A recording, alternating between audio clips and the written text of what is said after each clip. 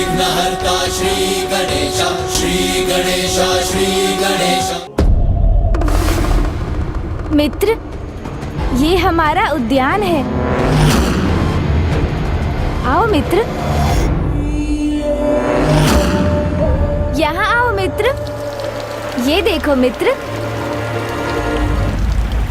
ये हमारा स्नान कुंड है। ये मेरी माँ का रसोई गृह है, जहाँ वो स्वादिष्ट पकवान पकाकर मुझे खिलाती हैं। चले मित्र। मित्र, ये वो स्थान है जहाँ मुझे मेरे जीवन की सर्वाधिक महत्वपूर्ण सीख प्राप्त हुई थी। सब देख तो लिया, मात्र उस एक स्थान को छोड़कर जो मुझे कुछ अधिक ही भा रहा। और अब तुम्हारी दृष्टि जहाँ स्थिर है, वो प्रभु महादेव का आसन है।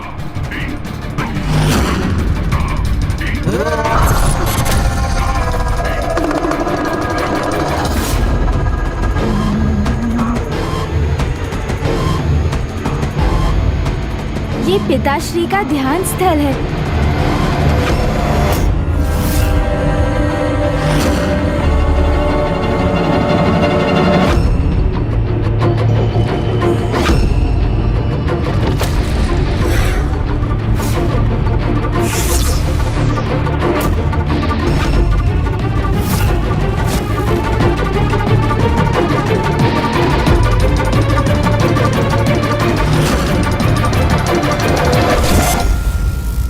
इसी स्थान पर विराजमान होकर जगत पिता महादेव ध्यान करते हैं।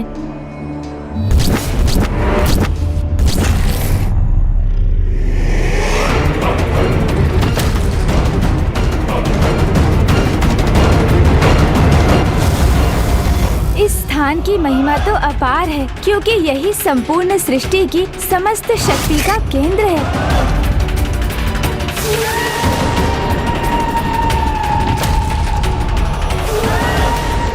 अर्थात यदि मैंने ये स्थान ग्रहण कर लिया तो मैं ही सृष्टि के समस्त शक्ति का केंद्र बनकर उस शक्ति पर अपना अधिकार स्थापित कर लूंगा, सर्वशक्तिशाली बन जाऊंगा। ये भंड कुमार महादेव के ध्यान स्थल की ओर क्यों बढ़ा जा रहा है? क्या प्रयोजन है इसका? मुझे तो पूर्व में ही आभास हो रहा था। अवश्य ही इसके मन में कुछ ऐसा ही अनुचित प्रयोजन है, जिसे सिद्ध करने हेतु ये कैलाश में प्रवेश करने के लिए लालायित है। जो भी करना चाहता है वो सर्वथा अनुचित है। यही वो स्थान है जहाँ से जगत पिता महादेव समस्त संसार के क्रियाकलापों को नियंत्रित करते हैं। अर्थात यदि मैं यहाँ स्थित हुआ तो समस्त संसार पर मेरा ही नियंत्रण स्थापित हो जाएगा। नियति निर्धारित है, इसलिए गणेश जी की चेतावनी सुनकर भी इतना भयंकर दुस्साहस कर रहा है ये। इस पावन स्थल पर एकमात्र त्रिलोक के स्वामी जगत पिता महादेव का ही अधिकार है। उनके अतिरिक्त यहाँ अन्य कोई भी स्थित नहीं हो सकता। अब मुझे यहाँ स्थित होने से कोई भी नहीं रोक सकता। ओम नमः शिवाय, ओम नमः शिवाय, ओम नमः शिवाय, ओम नमः शिवाय। ये क्या? भंड कुमार तो पिताश्री के ध्यान स्थल की ओर ही बढ़ा जा रहा है। बस एक बार यहाँ स्थित हो जाऊं तो अपने प्रयोजन में सफल हो जाऊंगा। ये कैसी अकल्पनीय उद्दंडता कर रहा है।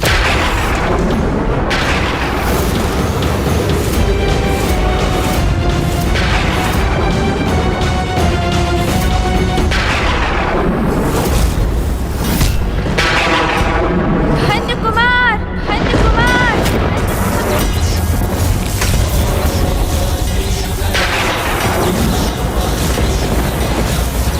ओह, इन्होंने तो बांध दिया मुझे।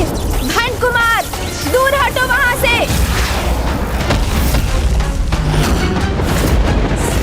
ये कैसा दुस्साहस कर रहे थे तुम? मैंने स्पष्ट कहा था ना, वो प्रभु महादेव का ध्यान स्थल है, जहाँ से वो संपूर्ण सृष्टि के हित को निर्धारित करते हैं, जहाँ अन्य किसी को स्थित होने का कोई अधिकार नहीं। ये तुमने सुना नहीं क्या? सुना था, अवश्य सुना था मित्र, किंतु इस विशेष स्थान का सम्मोहन मुझे यहाँ खींच लाया और अब यहाँ पहुँच गया हूँ, तो मुझे अब मत रोकिए। मात्र एक पल के लिए मुझे यहाँ स्थित होने दीजिए। इतना तो चलता है, इतना तो चलता है।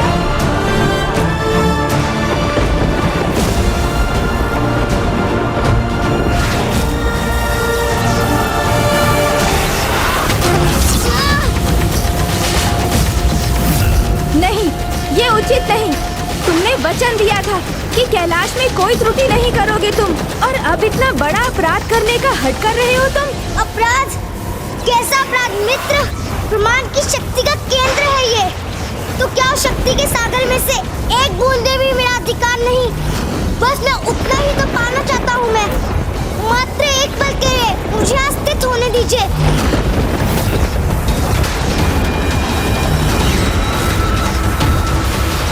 बस किसी प्रकार एक बार पहुँच जाऊँ वहाँ।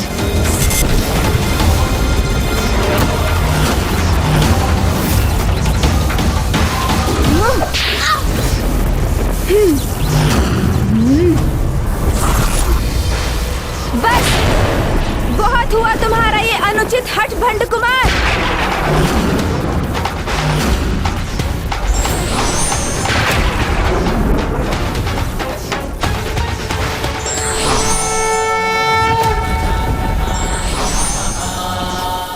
ये तो क्रोधित हो गए, कहीं अपनी शक्ति से मुझे आहत न कर दे। तुम्हारा सृजन कर बहुत बड़ी भूल हुई मुझसे।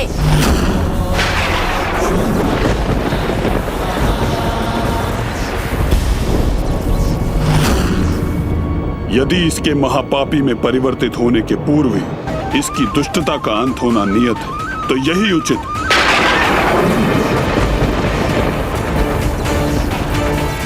भंड कुमार का सृजन कर जो भूल गणेश से हुई है, कदाचित उसे सुधारने का एकमात्र उपाय यही है कि वो उस दुष्ट की दुष्टता का ही अंत कर दे।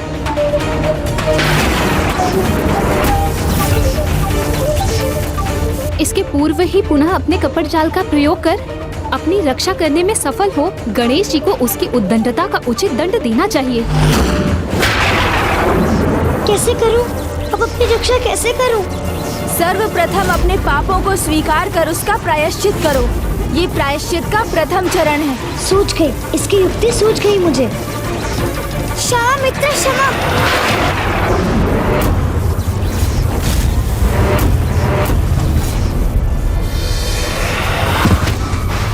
मुझ पर दया कीजिए मित्र, मुझे क्षमा कर दीजिए।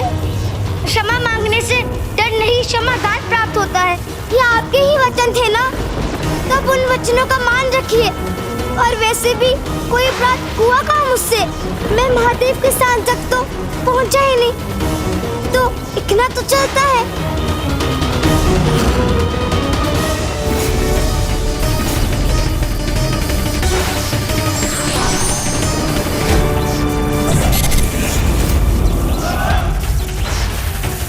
हाँ, उचित है। क्षमा तो आपको करना ही था इस तुझ जैसी भूल के लिए। अर्थात मात्र महादेव के स्थान पर स्थित होने का प्रयास करने के लिए मृत्यु दंड जैसा भयंकर दंड अधिक हो जाता ना, इतना तो चलता।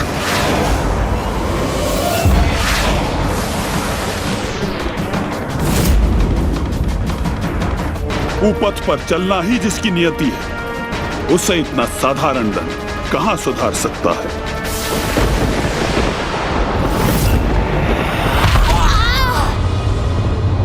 हमारे महानायक इस अवस्था में, तो क्या गणेश जी ने उन्हें कैलाश से बाहर उछाल दिया? अर्थात वे जिस प्रयोजन से कैलाश के भीतर गए थे उसमें असफल हो गए। ये समय उनकी अवस्था पर विचार करने का नहीं, उनकी सहायता करने का है। चलो जल्दी चलो।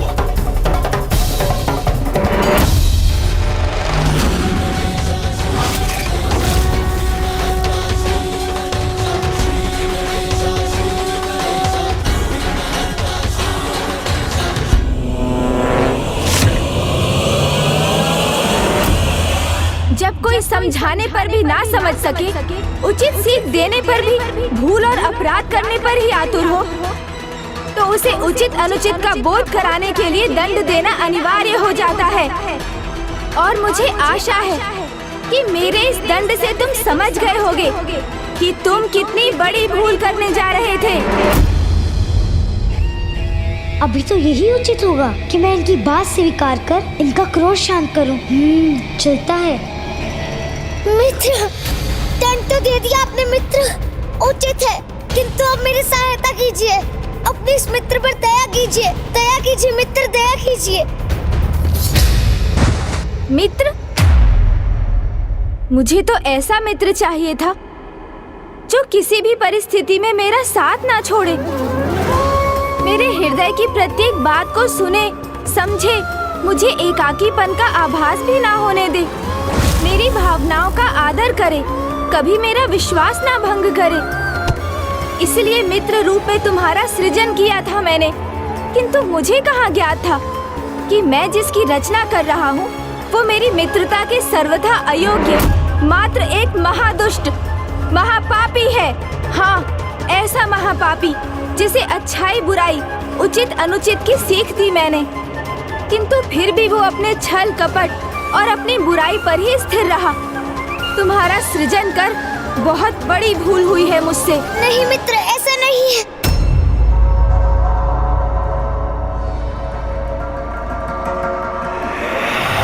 मित्र, मैं अबोध हूँ, अज्ञानी हूँ, अच्छाई और बुराई में भेद नहीं कर पाता।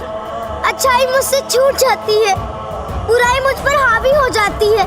मैं विवश हूँ मित्र, विवश हूँ।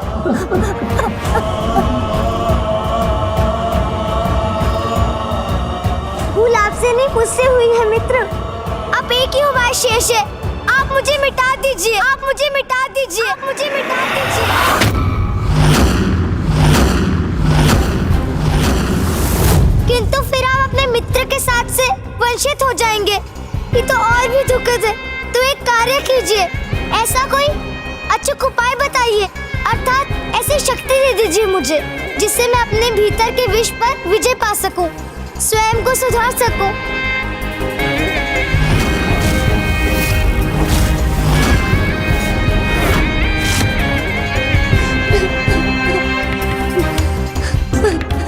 तुम्हें वास्तव में अपने किए पर ग्लानि है?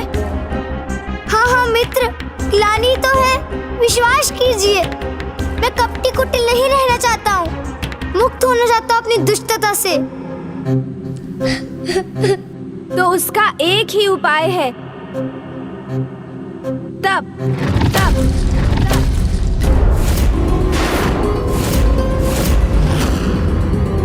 तप, तप अर्थात तपस्या, जिससे प्राप्त तपोबल की पवित्र अग्नि तुम्हारी दुष्टता का नाश कर तुम्हारे भीतर अच्छाई को जागृत करेगी। किंतु तुम्हारी तपस्या तभी सार्थक होगी जब तुम वास्तव में अच्छाई के पथ पर अग्रसर होने के लिए प्रेरित होगे।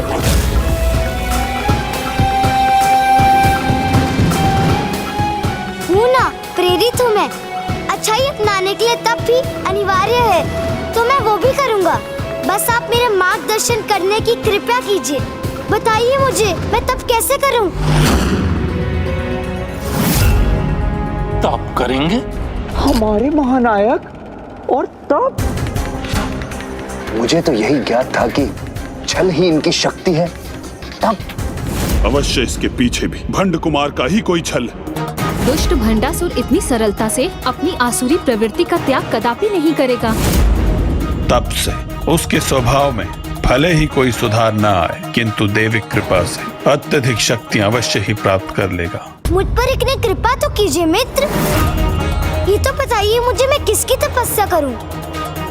बताइए ना मित्र। उन्हीं जगत पिता महादेव की, जिनके स्थान पर स्थित होने की उद्दंडता करने का महा अपराध करने जा रहे थे तुम। प्रभु शिव शंकर की भक्ति ही तुम्हारे भीतर के अंधकार का नाश कर तुम्हारे हृदय में एक निर्मल ज्योति प्रज्वलित करेगी, तुम्हारे विकारों का नाश कर सुधार देगी तुम्हें। उचित है मित्र, तो बताइए मैं कहाँ अपना तप प्रारंभ करूं?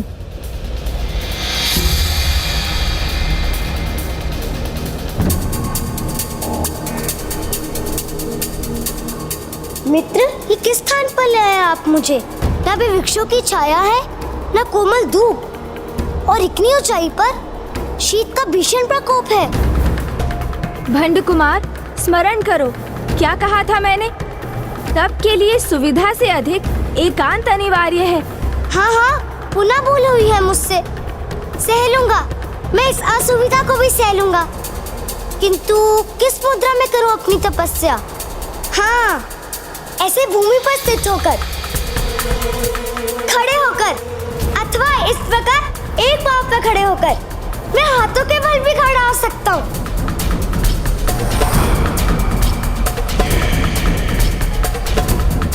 अथवा फिर ऐसे। ये उचित है, बस आप मुझे मंत्र का ज्ञान दे दीजिए। ओह, नहीं नहीं, ये तो बहुत कठिन है। इस मुद्रा में तो मैं कुछ ही पल टिक पाऊंगा, किंतु प्रयास करता हूँ। मुझे कितने समय तक तपस्या करनी होगी? तुम्हारी तपस्या कब सफल होगी, ये तो तुम्हारी श्रद्धा और भक्ति पर निर्भर करता है, किंतु इसकी न्यूनतम अवधि है 12 वर्ष।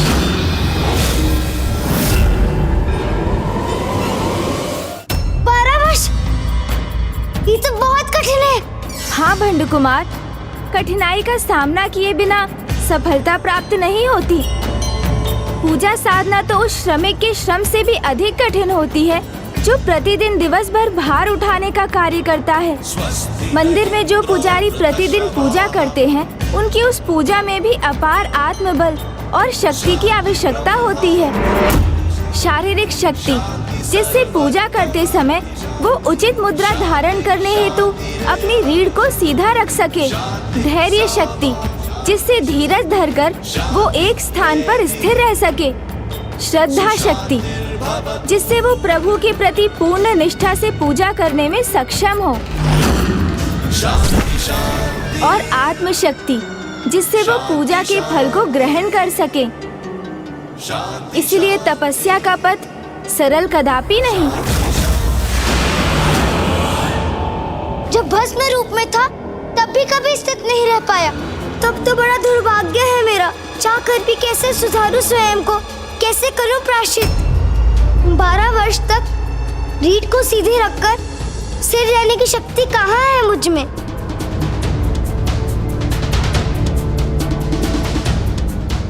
मुझे क्षमा कीजिए मित्र, मैंने आपको फिर से निराश किया। और सहायता लूं तो किससे लूं? आपने शरीर दिया, प्राण दिए, जीवन की उचित सीख दी, और मैंने आपका ही विश्वास भंग कर दिया। अब मैं किस मुख से आपसे सहायता मांगूं? क्या करूं मैं? अपनी भूल का आभास हो रहा है इसे। आप ही है जो मुझे शक्ति देकर मेरे इस विघ्न को दूर कर सकते थे, और अब आप भी ऐसा क्यों करेंगे? तो कदाचित सुधरना मेरे भाग्य में ही नहीं।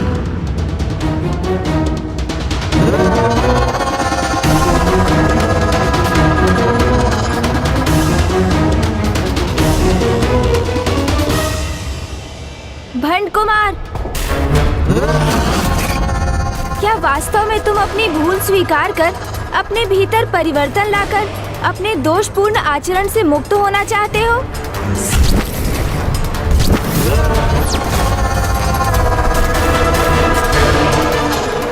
हाँ मित्र, मैं आपको विश्वास दिलाता हूँ। सदा आपकी सीखों पर चलकर उचित मार्ग का चुनाव करना चाहता हूँ। आपके मित्र होने के योग्य बनना चाहता हूँ। हमारे महानायक भंड कुमार अवश्य अपने किसी छल से पुनः इनका विश्वास प्राप्त करने में सफल होंगे।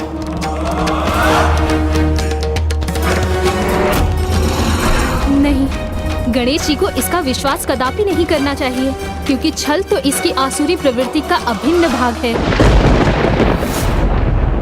उचित है, यदि तुम कुपथ का त्याग कर सुपथ पर चलना चाहते हो तो मैं तुम्हें इसका एक अवसर अवश्य दूंगा।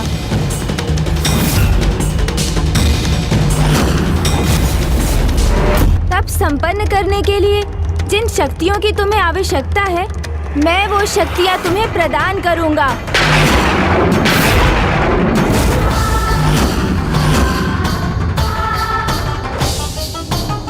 पार्वती नंदन गणेश को ऐसा कदापि नहीं करना चाहिए, क्योंकि भंड कुमार को समर्थ बनाना तो संसार में अच्छाई के अंत का आरंभ होगा। भंड कुमार एक भयंकर असुर भंडासुर में परिवर्तित होगा।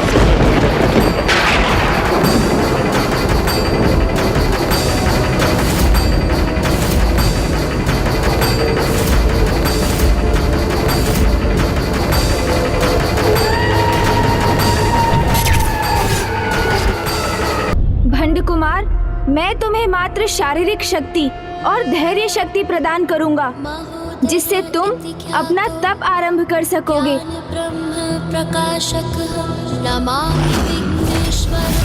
किंतु श्रद्धा शक्ति और आत्म शक्ति तुम्हें स्वयं जागृत करनी होगी, क्योंकि वो शक्तियाँ व्यक्ति को स्वयं अपने भीतर से उत्पन्न करनी होती हैं। अपने सहयोग मित्र के प्रति आपकी ही सुधारता के लिए मैं सदा आपका आभारी रहूंगा मित्र। बस आप मुझे मुख्य शक्तियाँ ही दे दीजिए, अन्य शक्तियाँ वो तो मैं स्वयं ही प्राप्त कर लूंगा। इतना तो चलता है। तो अब तुम अपनी रीढ़ को सीधा रख ध्यान मुद्रा में स्थित हो जाओ।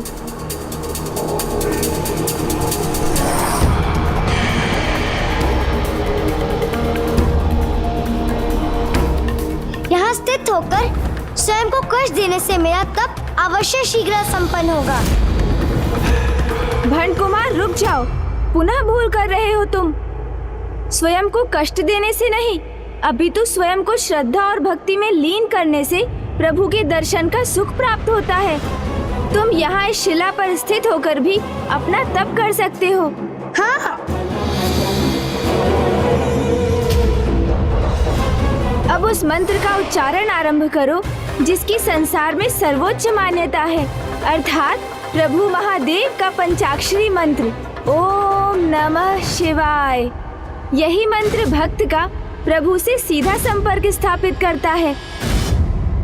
ओम नमः शिवाय, ओम नमः शिवाय, ओम नमः शिवाय, ओम नमः शिवाय। क्या मेरा इसे शक्तियाँ प्रदान करना उचित होगा? कहीं ये उनका प्रयोग अपनी दुष्टता। ओम नमः शिवाय,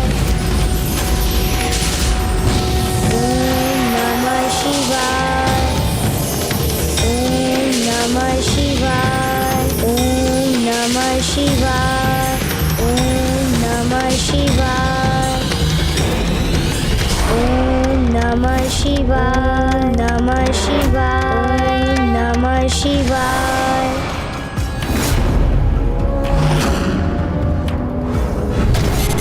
ओम नमः शिवाय। इस तपस्या का उद्देश्य अपने मन में सदा स्थिर रखना भंड कुमार। स्मरण रखना कि तुम ये तपस्या अपने भीतर की दुष्टता का अंत कर अच्छाई की लौ जागृत करने के लिए कर रहे हो। मेरी तो यही आशा है कि मैंने जो किया वो सर्वथा उचित हो।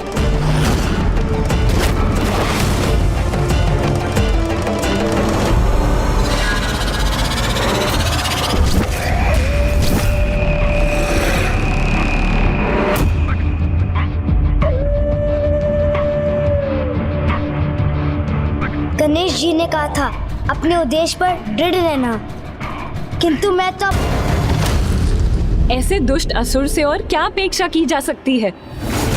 प्रथम पूज्य गणेश ने जो अच्छाई का मार्ग इसे दिखाया है, उसके विपरीत ही चलेगा ये दुष्ट आत्मा भंड कुमार, और गणेश को इसका आभास तक नहीं होगा। मेरा मन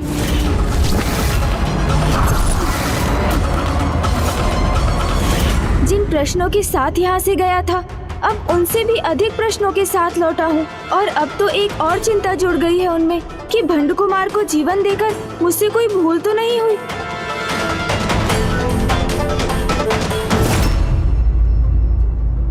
महापिताश्री, देखिए गणेश तो यही है जिसे बुलाने आप सभी मुझे भेज रहे थे। वो तो स्वयं यहीं आ गया है। वैसे भी भोजन से अधिक समय तक दूर कैसे रह सकता है मेरा अनुज?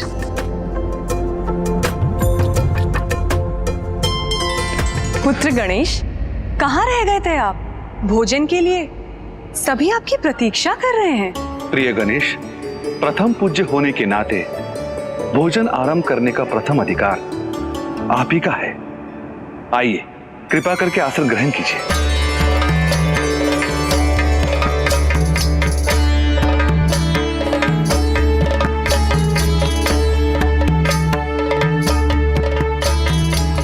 पुत्र गणेश, अपनी नानी माँ के यहाँ आए हैं आप, इसलिए मन भरकर भोजन कीजिएगा।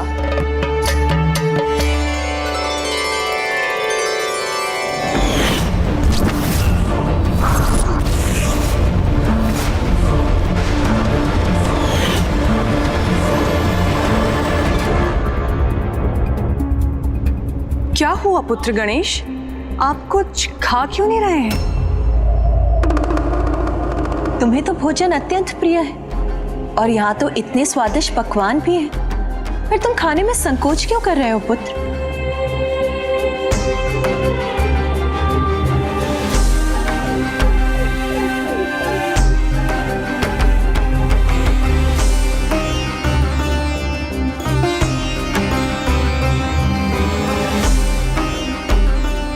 पुत्र गणेश, आज प्रथम बार तुम्हारे भोजन में अरुचि का क्या कारण है?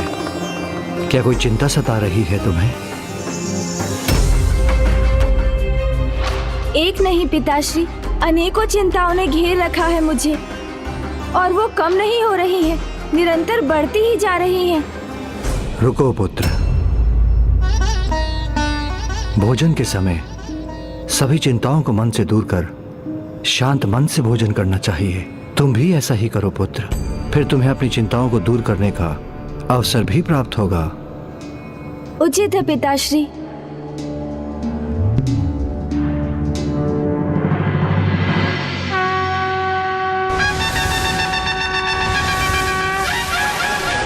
नहीं नहीं नानी माँ, बस और नहीं। पिताश्री, मैं तो अपना भोजन समाप्त कर चुका, तो अब मैं कुछ पूछ सकता हूँ आपसे? थोड़ा धीरज रखो पुत्र, अभी अन्य सभी ने अपना भोजन समाप्त कहाँ किया है?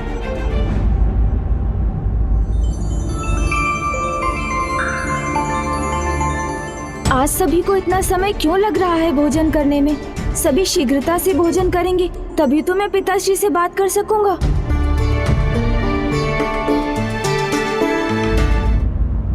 कितनी अधीरता से हमारे भोजन समाप्त होने की प्रतीक्षा कर रहा है गणेश। नानी माँ, मैं सोच रहा था कि हमें आपके यहाँ आने का अवसर बार बार कहाँ प्राप्त होता है, इसलिए आपके हाथों से बने ये स्वादिष्ट लड्डू तो मैं और खाना चाहूंगा। तो और लड्डू दीजिए ना नानी माँ। अब समय लगे तो लगे, किंतु भोजन तो मन भरकर ही करना चाहिए ना, क्यों गणेश? मन भरकर भोजन तो मैं भी करना चाहता था, किंतु आज भूख से अधिक अपनी बुद्धि को शांत करना है मुझे। ये लो पुत्र। धन्यवाद नानी माँ। वैसे भी भोजन का स्वाद तो तभी आता है जब उसका आनंद ले लेकर उसे धीरे धीरे खाया जाए। भैया को आज ही इतनी भूख लगनी थी, कितना अधिक समय ले रहे हैं वो भोजन करने में।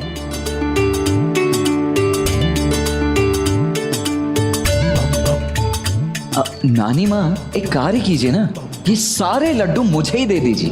हाँ, अरे नहीं नहीं नानी माँ, मुझे और लड्डू नहीं चाहिए। मैं तो बस गणेश का परिहास कर रहा था, किंतु अब उसकी ये चिंता मुझसे और अधिक नहीं देखी जा रही है। अब तुम्हें और अधिक प्रतीक्षा करने की कोई आवश्यकता नहीं है अनुज। माँ और पिताश्री भी भोजन संपन्न कर चुके हैं, इसीलिए अब तुम उनसे बात कर सकते हो। अंततः अब मैं अपने सभी उत्तर प्राप्त कर सकूंगा। पिताश्री, माँ, जब से यहाँ हमारा आगमन हुआ है मेरे साथ कुछ विचित्र ही घट रहा है। कभी कोई दृश्य दिखाई देते हैं तो कभी ऐसी कोई घटना हो जाती है, और सबसे बड़ी व्यथा तो ये है कि मेरे प्रश्नों का उत्तर देने के लिए किसी के पास समय ही नहीं था। हमें क्षमा कर दो पुत्र, हमें तुम्हारी पीड़ा समझने में समय लगा।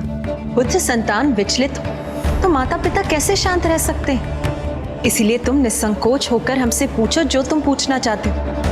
हम तुम्हारे सभी प्रश्नों का उत्तर देने के लिए यहाँ प्रस्तुत हैं पुत्र। उचित है माँ। मैं सर्वप्रथम आपको ये बताना चाहता हूँ कि यहाँ आते समय मैंने 3 विचित्र दृश्य देखे और मैंने आप दोनों और कुबेर जी को उन असुरों के साथ देखा।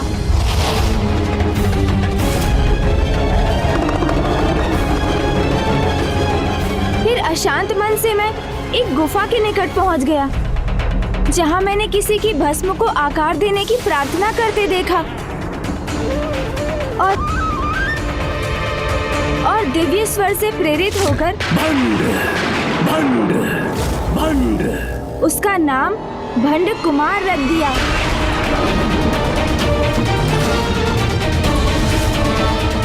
तो अब वो कहाँ है पुत्र?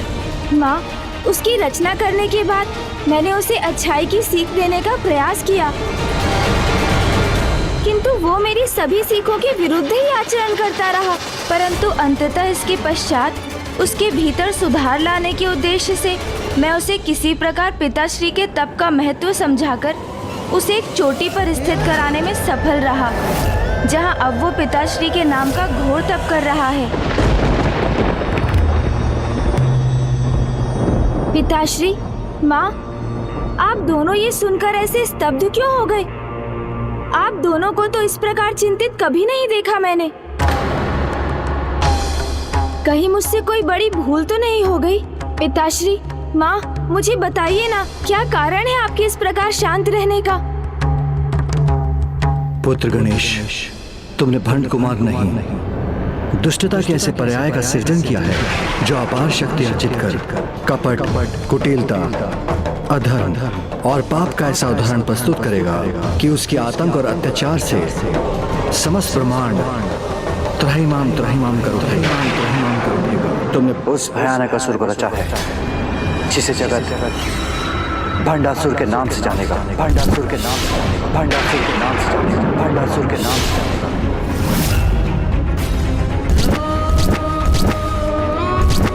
भंडासुर, हाँ भंडासुर हूँ मैं, अपने इसी नाम से विख्यात होऊंगा मैं। और दुर्भाग्यवश ये भंडासुर इस ब्रह्मांड पर ही नहीं अपितु समस्त कई ब्रह्मांडों पर एक छत्र सत्ता स्थापित करेगा। ये मुझसे कैसा अनर्थ हो गया पिताश्री? तो क्या कोई उपाय है इस भंडासुर को रोकने का? और ये कौन से कई ब्रह्मांड की बात कर रहे हैं आप पिताश्री, जिसके विषय में आपने अभी अभी बताया?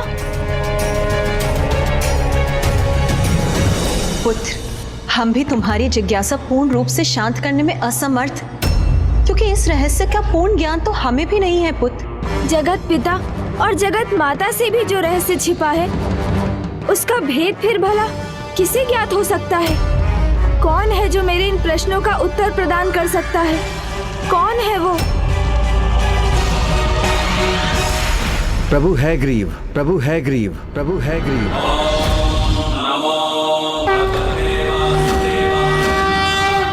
प्रभु है ग्रीव? ये कौन है पिताश्री? प्रभु नारायण के अवतार प्रभु है ग्रीव ही तुम्हें तुम्हारे सभी प्रश्नों के उत्तर प्रदान कर सकते हैं। पिताश्री, मुझे प्रभु है ग्रीव के विषय में विस्तार से बताइए ना, जिससे मैं उनके समक्ष प्रस्तुत हो सकूं।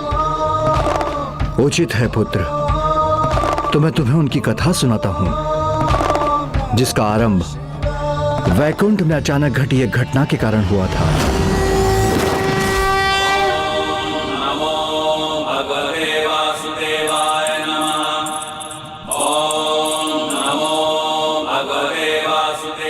मुझे आशा है कि स्वामी को मेरे अद्भुत आभूषण और श्रृंगार अवश्य भाएंगे, किंतु मैं ये विचार क्यों कर रही हूँ?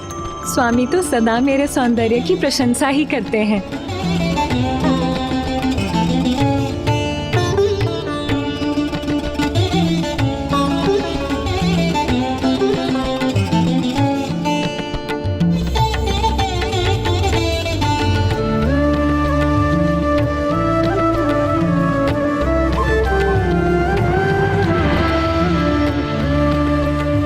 अद्भुत।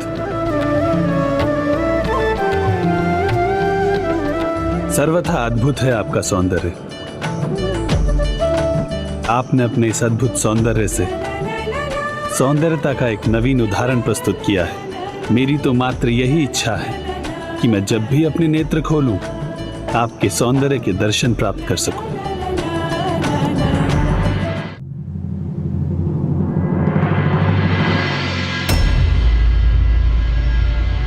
प्रभु तो अपने नेत्र मूंदे अपने शैया पे ही स्थित हैं।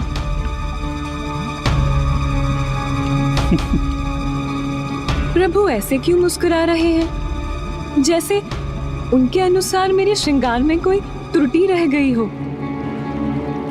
किंतु प्रभु तो मेरी ओर देख भी नहीं रहे।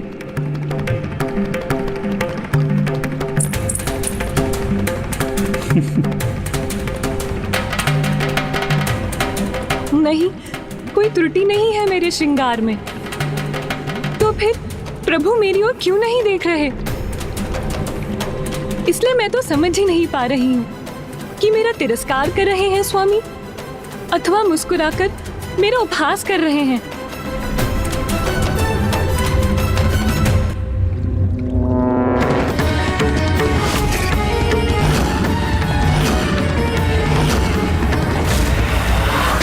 मैंने आपके लिए नवीन श्रृंगार धारण किया और आपने मेरी ओर देखा तक नहीं, और अब इस प्रकार मुस्कुराकर आप मेरा उपहास कर रहे हैं स्वामी। उचित है तो मैं आपको श्राप देती हूँ कि आपका शीश जो मेरी ओर देखने के लिए मुड़ न सका, वो शीश अपने तन से विलग हो जाए, अपने तन से विलग हो जाए, अपने तन से विलग हो जाए।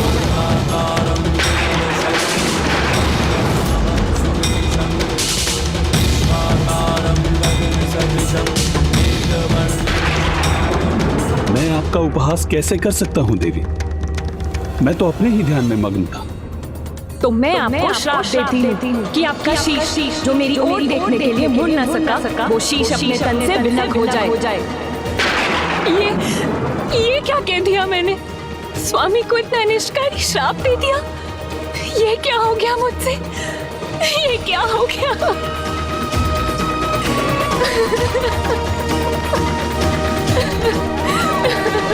किंतु पिताश्री, मामी जी देवी लक्ष्मी, मामा जी श्री हरि नारायण को इतना कठोर शाप कैसे दे सकती है? इसका नियंत्रण तो उनके हाथों में जो इस संसार की सर्वोच्च शक्ति है। तब इसका आभास देवी लक्ष्मी को नहीं था, किंतु प्रभु श्री हरि नारायण को इस सत्य का आभास हो रहा था।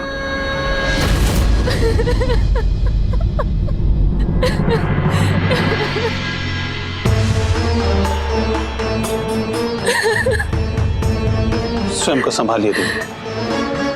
कभी कभी कुछ हमसे ऐसा हो जाता है जो हमारे नियंत्रण में नहीं होता, तो उसे हमें स्वीकार कर लेना चाहिए, क्योंकि किसी बड़े प्रयोजन हेतु वो स्वयं उन्हीं की इच्छा होती है जो संसार सर्वोच्च शक्ति, माताओं की माता, माता पराशक्ति।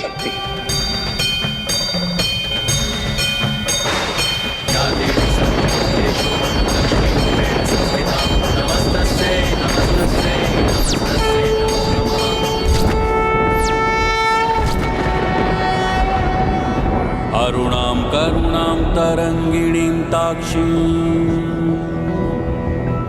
कृतपाशाङ्कुशपुष्पबाणचापाम् अणिमादिभिरावृतां मयूखैः रहमित्येव विभावये भवानी।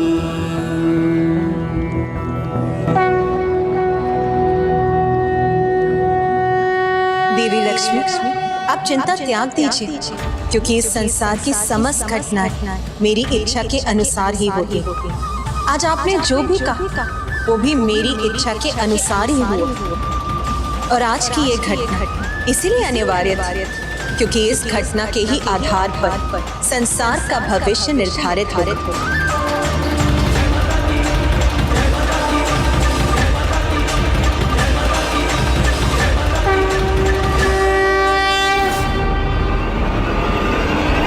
देवी लक्ष्मी, आप चिंता त्याग दीजिए, क्योंकि इस संसार की समस्त घटनाएं मेरी इच्छा के अनुसार ही होती हैं, आज आपने जो भी कहा वो भी मेरी इच्छा के अनुसार ही हुआ। और आज की ये घटना इसीलिए अनिवार्य थी क्योंकि इस घटना के ही आधार पर संसार का भविष्य निर्धारित होगा।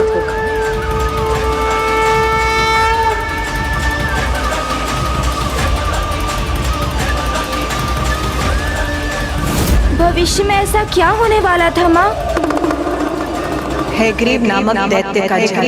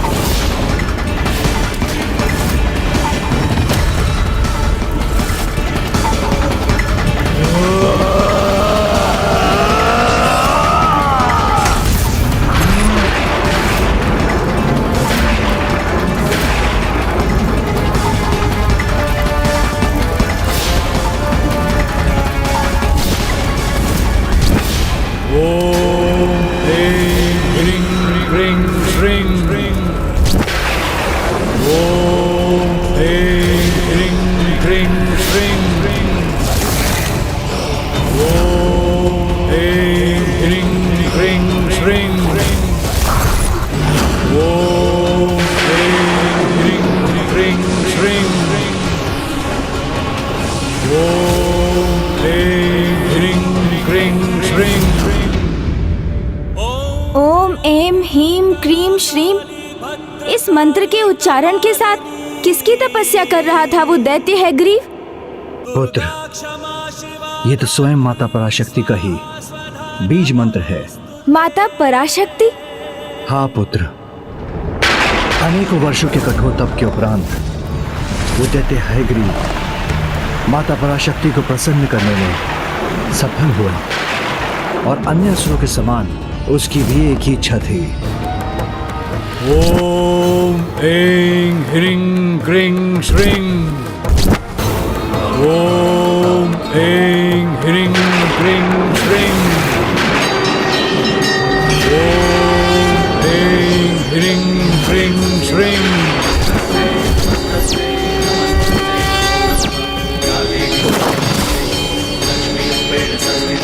वत्स हैग्रीव, तुम्हारी तपस्या पूर्ण हो।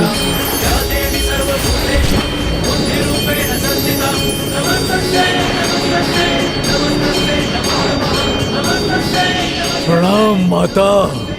कहो, क्या इच्छा है तुम्हारी? मुझसे क्या वरदान चाहते हो तुम? अमृतत्व माता, अमृतत्व चाहता हूँ मैं, अमृतत्व चाहता हूँ मैं, अमृतत्व चाहता हूँ मैं। जिसका जन्म होता है उसकी मृत्यु भी अनिवार्य है। यही संसार का चक्र है जिसे भंग नहीं किया जा सकता। इसीलिए तुम मुझसे कोई अन्य वरदान मांग लो। तब हे माताओं की माता पराशक्ति, अपने इस भक्त को वरदान देने की कृपा कीजिए कि इस हैग्रीव का वध हैग्रीव के हाथों ही संभव हो। हैग्रीव के हाथों ही संभव हो। हैग्रीव के हाथों ही संभव हो। तथास्तु, तथास्तु।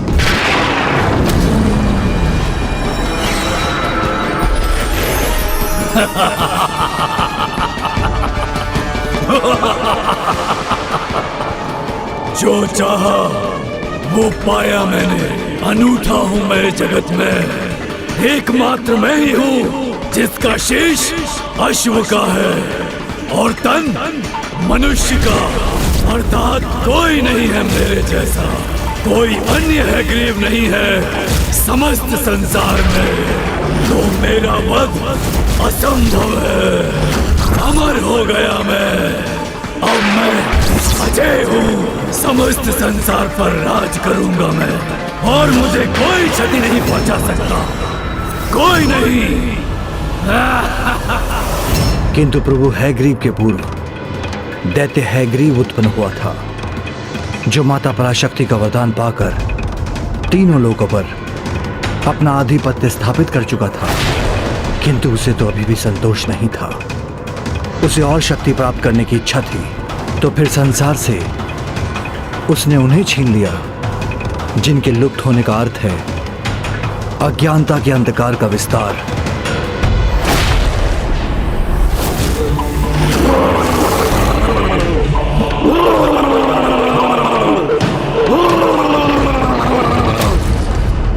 ये भयंकर स्वर, ये स्वर तो उस दुष्ट असुर हैग्रीव का है, जिसने अपने आतंक से तीनों लोगों को आतंकित कर रखा है।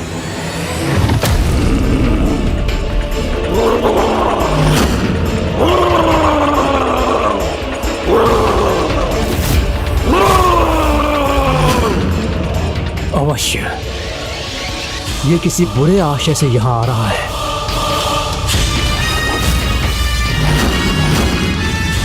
नहीं ब्रह्मदेव नहीं, रुकिए, मत कीजिए व्यर्थ प्रयास।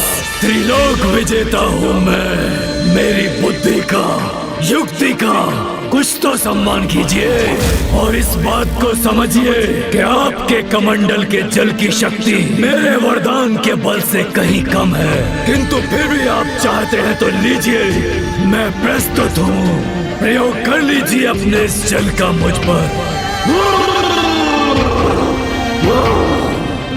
हैग्रीव, तीनों लोगों पर तो तुमने विजय प्राप्त कर ही ली है, फिर यहाँ ब्रह्मलोक में क्या करने आए हो? क्या करूं, मैं लाचार हूँ अपने विचार से, जो चाहता हूँ पाता हूँ मैं, और ये त्रिलोक विजेता भला क्या कहेगा कि निर्विरोध अनंत काल तक निरंतर स्थापित रहे मेरा शासन इस सृष्टि पर। मेरी रुचि ब्रह्मलोक में नहीं, उसमें है जो यहाँ स्थित है, और जिसे प्राप्त करने से मेरी अनंत काल तक राज करने की इच्छा पूर्ण अवश्य होगी। अर्थात ये यहाँ से वेद प्राप्त करने आया है। उचित समझा अपने देवी सरस्वती, सर्वथा उचित समझा, यहाँ से वेद ही चाहिए मुझे।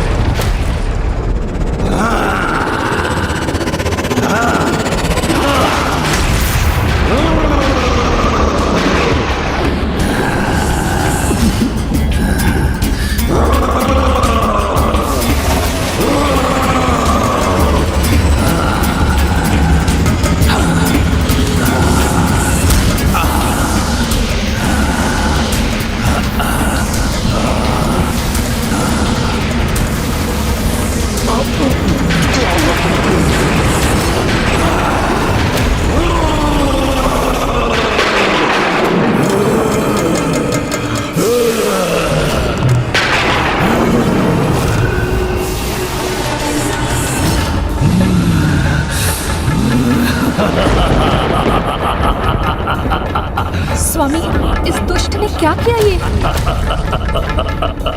अनर्थ, घोर अनर्थ कर दिया तुमने। वेद जो समस्त ज्ञान के स्रोत हैं, जो स्वयं माता पराशक्ति से मुझे सृष्टि के सृजन हेतु प्राप्त हुए थे, उन्हें तुमने छीन लिया, अपने में समाहित कर लिया।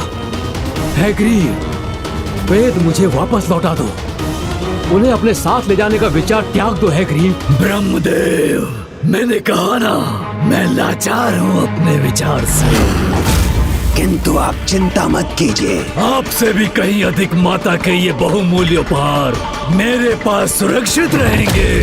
मुझसे कोई नहीं हर सकेगा वेद को।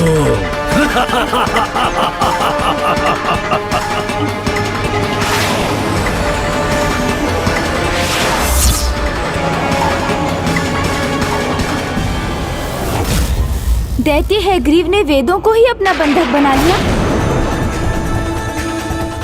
तब तो संसार ज्ञान रहित हो गया होगा, यज्ञ आदि थम गए होंगे। ऋषि मुनि जो ज्ञान सरिता में डूबे रहने के अभ्यस्त होते हैं, वो अज्ञानता के अंधकार से घिर गए होंगे। हाँ पुत्र, यही तो आशय था दैत्य हैग्रीव का। एक प्रकार से वेद पर अधिकार कर उसने अज्ञानता और अधर्म का ऐसा विस्तार सुनिश्चित किया कि सृष्टि उसके प्रभाव से मुक्त ही न हो सके। और तब ब्रह्मदेव और देवताओं के पास एक ही विकल्प था, सृष्टि के पालनकर्ता श्री हरि नारायण। उचित, तो मैं स्वयं जाऊंगा, उस दुष्ट हैग्रीव से वेदों को मुक्त करवा कर लाऊंगा।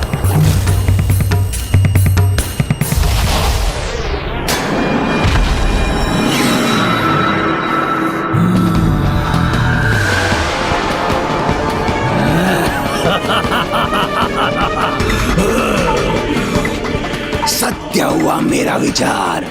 ज्ञान रहित सृष्टि में अधर्म और अज्ञानता के अंधकार का विस्तार होगा।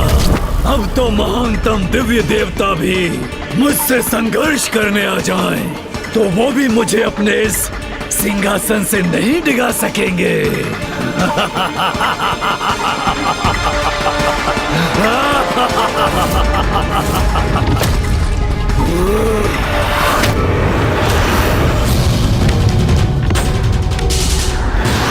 किसी भावी अनुचित घटना का आभास क्यों हो रहा है मुझे?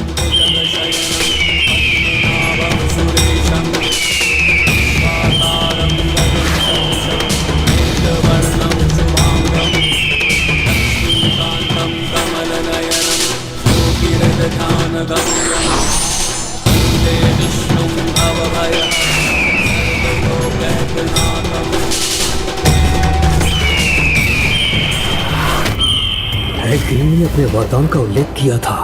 बस एकमात्र यही चिंता है मुझे, कहीं वो अपने वरदान के कारण नारायण से भी सुरक्षित रहा तो फिर हम निरुपाय हो जाएंगे।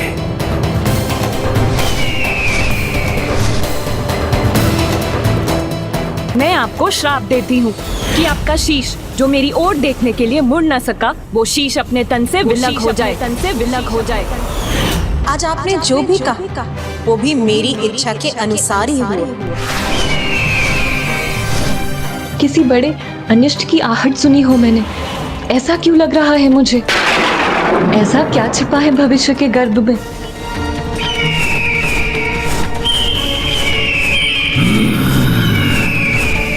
किसका भीषण स्वर है ये?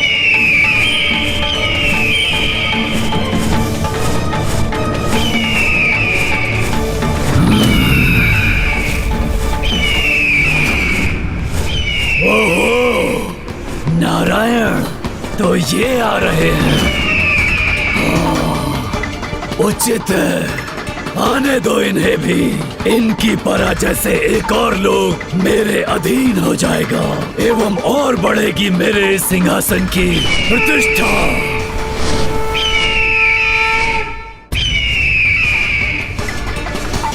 नारायण, ब्रह्मदेव एवं अन्य देवतागण कुछ नहीं कर सके तो उन्होंने आपको यहाँ भेज दिया, किंतु कदाचित आपको ज्ञात नहीं, समस्त ब्रह्मांड में ऐसा कोई नहीं जो मेरा वध कर सके।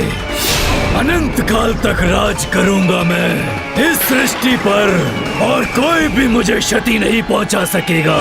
हैग्रीव, भ्रम है तुम्हारा। जिसका भी आरंभ हुआ है उसका अंत निश्चित, और तुम्हारे जैसे दुष्ट तो अपने अंत को स्वयं आमंत्रित करते। अच्छा नारायण, तो मैंने स्वयं आमंत्रित किया है अपने अंत को, किंतु मेरा अंत तो असंभव है। फिर उसे कैसे संभव करेंगे आप? जब भी किसी को अपनी शक्तियों पर अनुचित अहंकार हुआ है तब उसका विनाश निश्चित हुआ है, चाहे वो कितना भी शक्तिशाली क्यों न रहा। यदि तुम स्वयं को सुरक्षित करना चाहते तो मुझे वो वेद लौटा दो जिनका हरण तुमने किया है, अन्यथा तुम्हारा अंत तुम्हारे समक्ष। अपनी कल्पना की उड़ान मत भरिए नारायण, और ये बताइए कि वेदों को मुझसे छीनेंगे कैसे, क्योंकि उसे तो वही प्राप्त कर सकता है जो मेरे शीश को मेरे तन से विलग करने की क्षमता रखता हो। और ये मुझे भली भांति ज्ञात है कि आप में वो क्षमता कदापि नहीं है।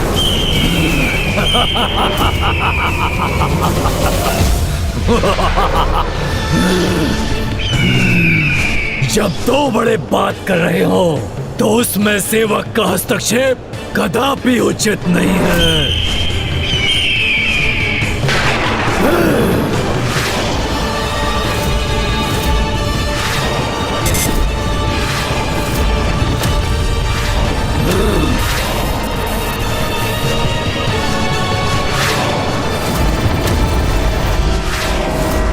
गरुड़ जी,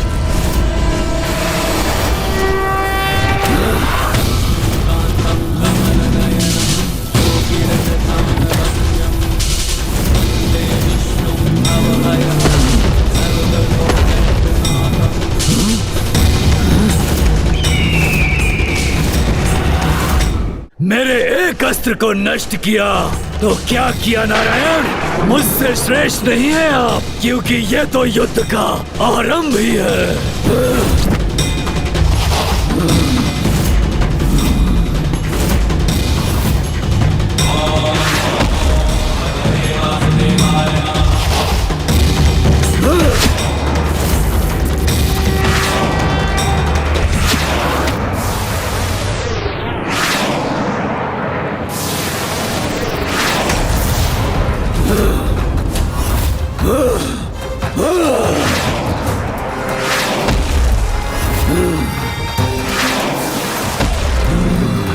उचित है नारायण, यदि आप युद्ध ही चाहते हैं तो युद्ध ही होगा हमारे मध्य।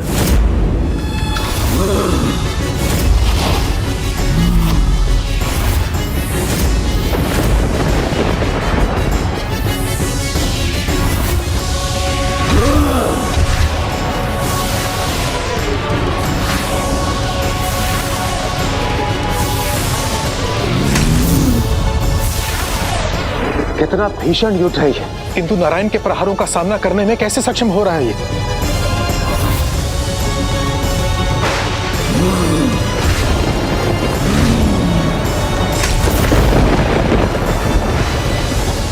कब अंत होगा इस दुष्ट हैग्रीव के साथ इस भयंकर युद्ध का? और कब मुक्त होगी ये सृष्टि इस दुष्ट के आतंक से?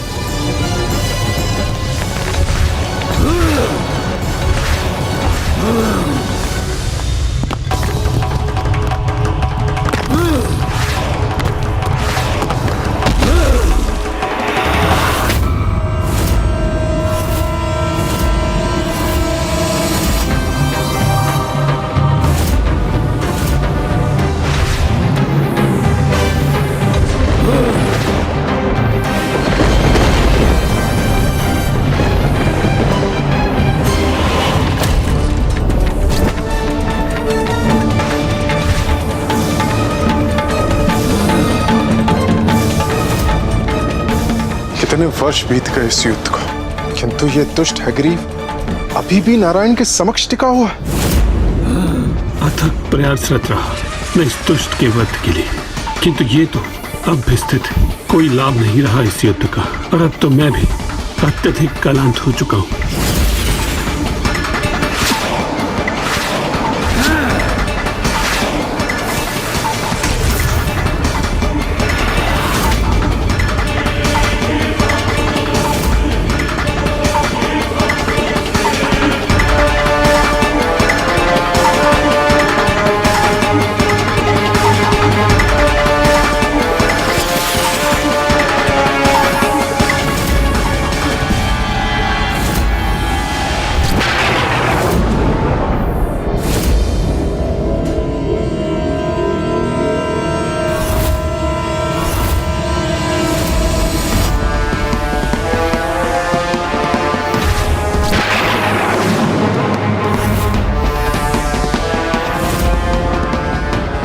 इतनी लंबी अवधि तक चला ये युद्ध अब तक परिणाम ही नहीं रहा। आशंका से घिरी हुई हूँ, कहीं कोई अनिष्ट ना हो जाए।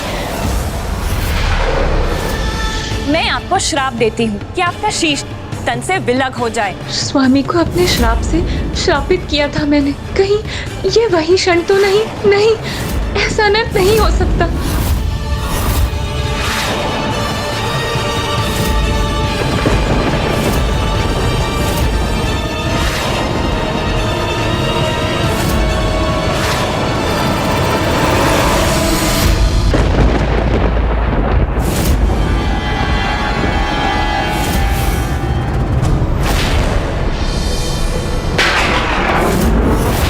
अत्यधिक कलांत होने के कारण स्वामी का लक्ष्य भी चूक रहा है। कहीं वो दुष्ट हैग्रीव ने स्वामी की इस दशा का लाभ उठा लिया तो अनर्थ हो जाएगा।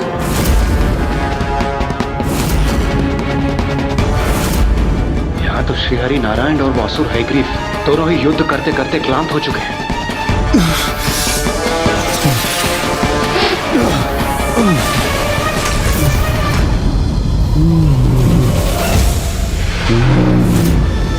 स्वामी इस प्रकार कलांत कैसे हो सकते हैं? आज से पूर्व ऐसा कभी नहीं हुआ। ये कहीं किसी अनिष्ट का संकेत तो नहीं?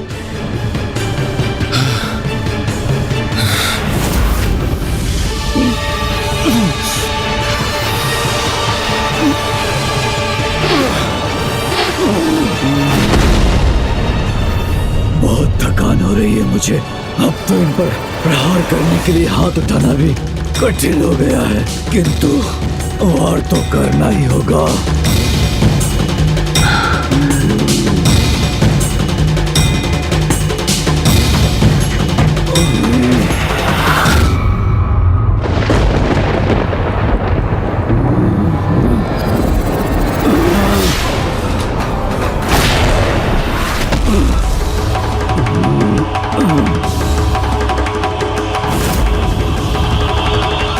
इस युद्ध को आरंभ हुए तो 7 वर्ष बीत चुके हैं। कब होगा इस युद्ध का अंत? हे माताओं की माता, माता पराशक्ति, अपने इस भक्त को वरदान देने की कृपा कीजिए कि इस हैग्रीव का वध हैग्रीव के हाथों ही संभव हो। तथास्तु। कदाचित दैत्य हैग्रीव को प्राप्त वरदान के कारण ही वो अभी तक सुरक्षित है। रुकिए नारायण, थक गए हैं आप। कदाचित आपको युद्ध विराम और कुछ विश्राम की आवश्यकता है, तो जाइए।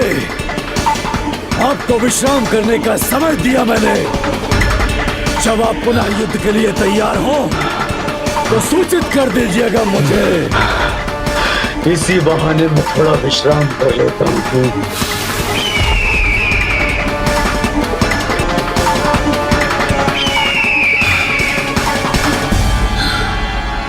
स्वयं प्रभु श्रीहरि नारायण इस दुष्ट से युद्ध करते करते थक गए। किंतु आश्चर्य है, प्रभु स्वयं इसे पराजित करने में असमर्थ हैं। फिर कौन करेगा इसका वध और कैसे होगी सृष्टि की रक्षा? समस्त सृष्टि की सर्वोच्च माता, माता पराशक्ति ही करेगी हमारी समस्या का निवारण।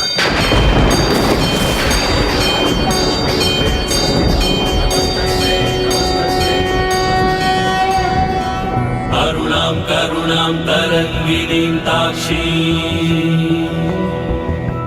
कृतपाशां पुष्पबाणचापाम् अरुणादिभिरावृतां मयूखैः रहमित्येव विभावये भवानी। ॐ श्रीमाता श्रीमहाराज्ञी सिंहासनेश्वरी चिदग्नि कुंड संभूता देवकार्य समुद्धता नखदीधति संचिन्न नवज्जन तमो गुणा पदद्वय प्रभाजाल पराकृत सरोरुहा।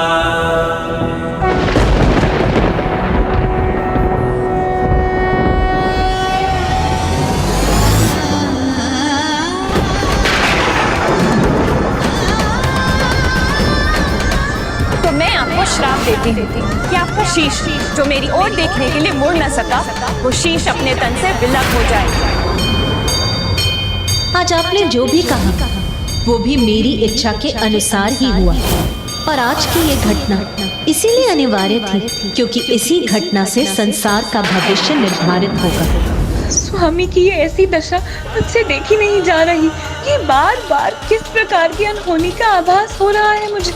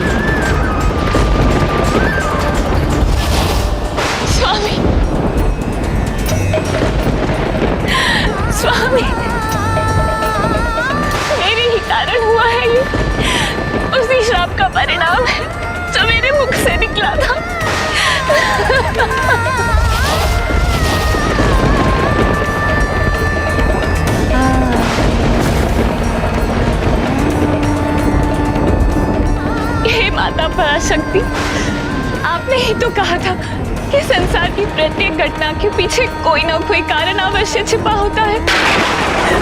तो फिर ये दुर्भाग्यपूर्ण घटना के पीछे ऐसा क्या कारण छिपा है माँ?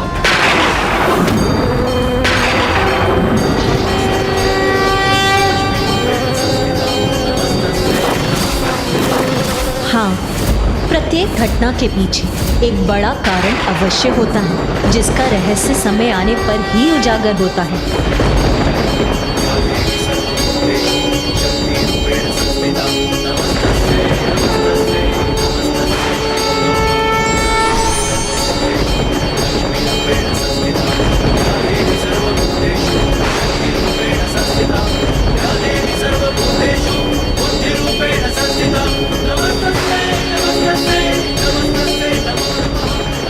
इसीलिए आपको दुखी होने की कोई आवश्यकता नहीं है देवी लक्ष्मी, क्योंकि आज के दिवस के लिए ही आपके मुख पर वो श्राप प्रकट हुआ था।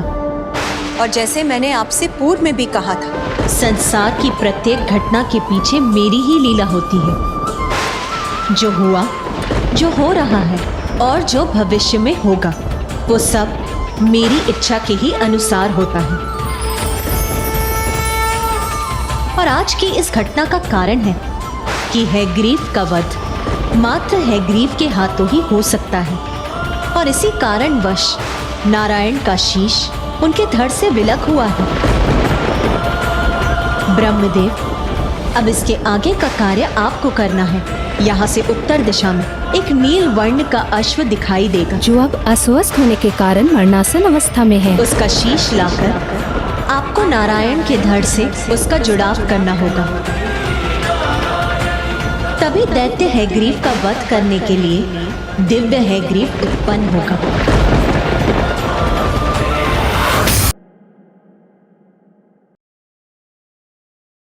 और जब वो अपने सिंहासन पर स्थित होकर दैत्य हैग्रीव गहरी निद्रा में लीन होकर विश्राम कर रहा था, तब माता पराशक्ति की आज्ञा अनुसार ब्रह्मदेव नील अश्व के शीश के साथ वहां लौट आए और शेष कार्य अश्विनी कुमार और धन्वंतरी ने संपन्न किया।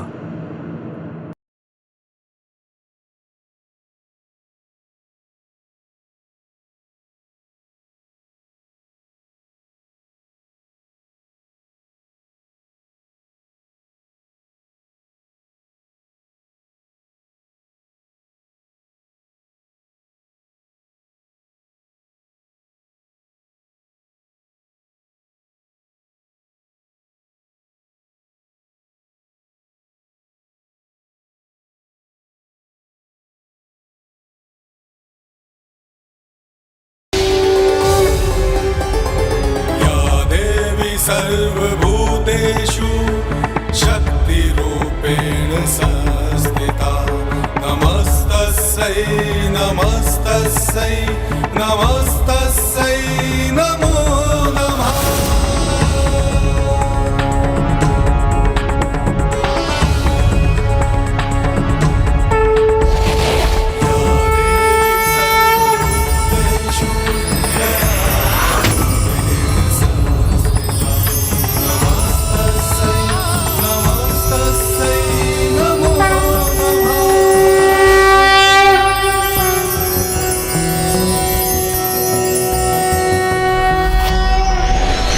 ज्ञानानन्दमयं देवं निर्मलस्फटिकाकृतिम् आधारं सर्वविद्यानां हयग्रीवम् उपास्महे।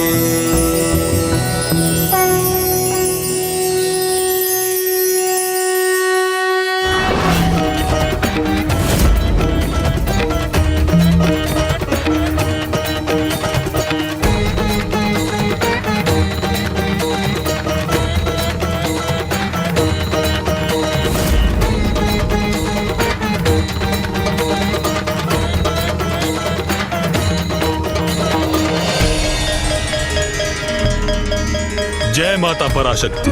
प्रभु हैग्रीव की जय। प्रभु हैग्रीव की जय। प्रभु हैग्रीव की जय। प्रभु हैग्रीव की जय।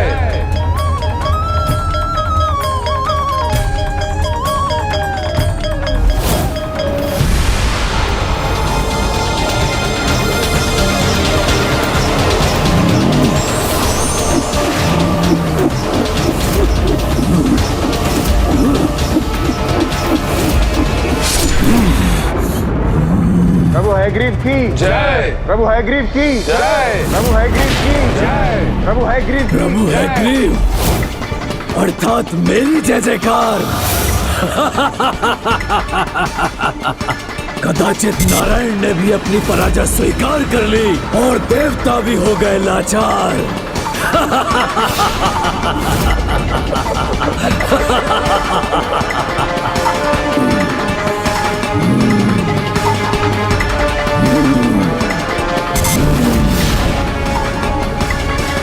क्या है वहां जिसका इतना भीषण स्वर है?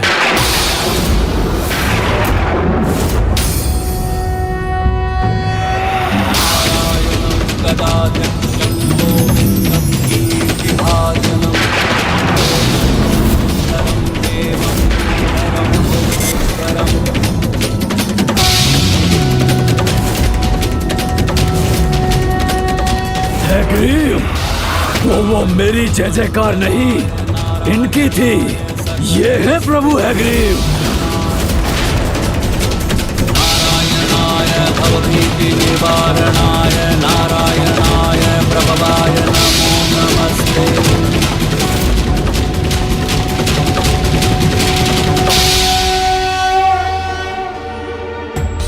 नहीं नहीं, ये संभव नहीं है, ये छल है। कैसे अपनी रक्षा करूं? अपने इस भक्त को वरदान देने की कृपा कीजिए कि इस हैग्रीव का वध हैग्रीव के हाथों ही संभव हो। किंतु अभी वेद तो मेरे भीतर ही समाहित है, तो फिर इतनी चिंता क्यों कर रहा हूं मैं? सुरक्षित रहूंगा मैं, कोई वध नहीं कर सकता मेरा।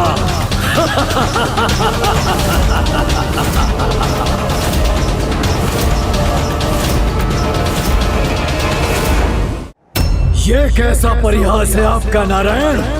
आपको क्या लगा आप हैग्रीव का वध करने हेतु हैग्रीव का रूप धारण कर युद्ध करेंगे तो इसमें सफल हो जाएंगे? नहीं, कदापि नहीं। कदाचित भूल रहे हैं आप कि अपने वरदान के साथ वेदों की शक्ति भी प्राप्त है मुझे। वेदों की शक्तियां तो उन्हीं का साथ देती है जो धर्म कार्य में उसका प्रयोग करते हैं। तुम्हारे समान अधर्मी दैत्य वेदों को अपने भीतर अवश्य समाहित कर सकते हैं, किंतु उनकी शक्ति उनके ज्ञान को ग्रहण नहीं कर सकते।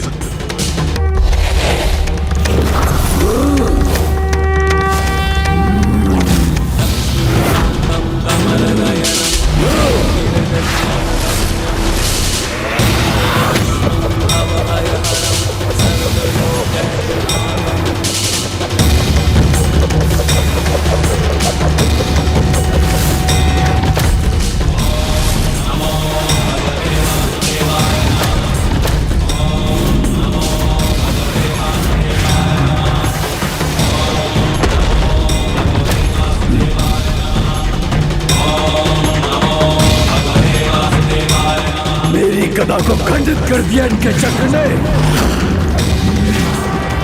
और अब तो ये मेरी ही ओर बढ़ रहा है।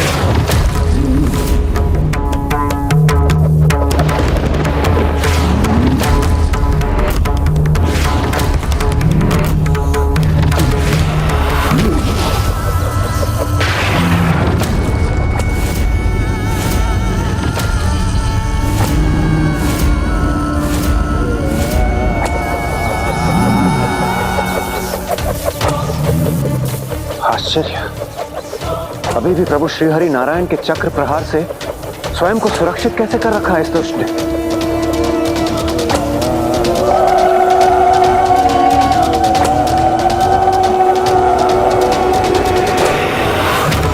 अब इस दुष्ट की अंत का समय आ गया।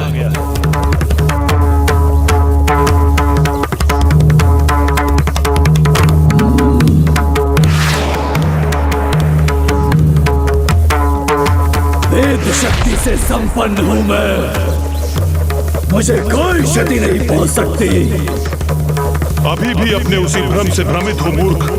सुनो, जिस प्रकार अपवित्र जल से भरा कमंडल वर्षा के पवित्र जल की एक बूंद भी ग्रहण नहीं कर पाता, उसी प्रकार तुम्हारा अपवित्र मन न वेद की पवित्रता को प्राप्त कर सका, न ही उसकी शक्तियों को, और अब तुम्हारा अंत निश्चित।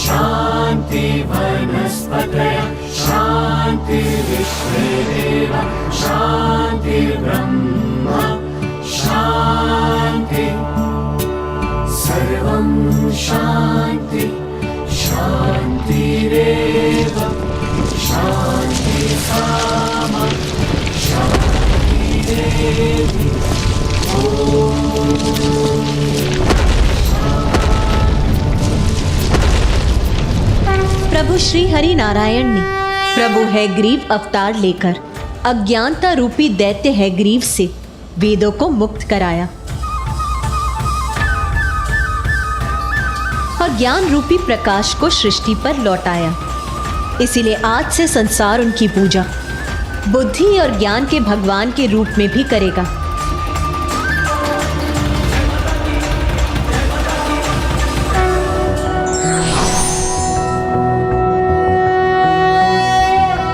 नारायणाय सुरमंडन मंडनाय नारायणाय सकल स्थिति कारणाय नारायणाय भवभीति निवारणाय नारायणाय प्रभवाय नमो नमस्ते।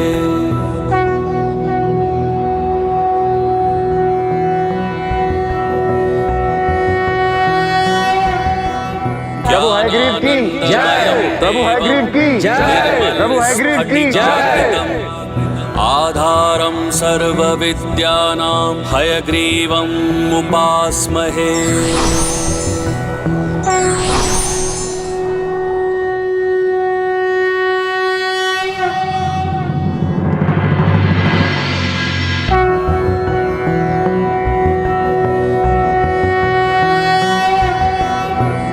ज्ञानानन्दमयं देवं निर्मलस्फटिकाकृतिम् आधारं सर्वविद्यानां हयग्रीवम् उपास्महे।